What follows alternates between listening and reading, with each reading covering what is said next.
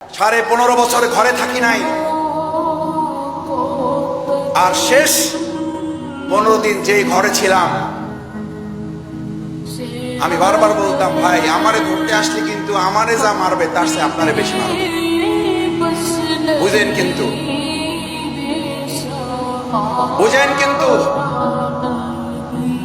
আমি জানি না পাশ থেকে ভাবি কিভাবে শুনছে। ভাই জবাব দেওয়ার আগে ভাবি তার পাশ থেকে, জানালার পাশ থেকে, দরজার পাশ থেকে বলছে, ভাই আপনার ভাই কি করবে জানি না, যদি আমার ঘরে কেউ অন্যায় ভাবে প্রবেশ করতে চায়, আমার এমনি 2টা দাঁত একটা বডি আছে।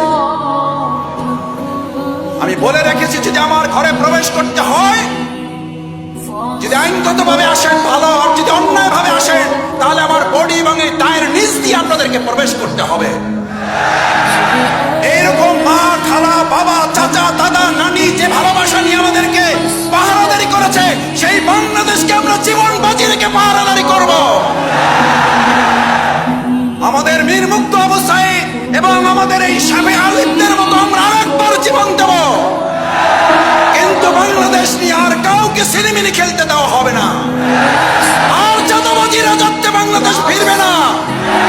কলেজ এবং বিশ্ববিদ্যালয় সন্ত্রাসের রাজত্ব আর চলতে দেওয়া হবে না।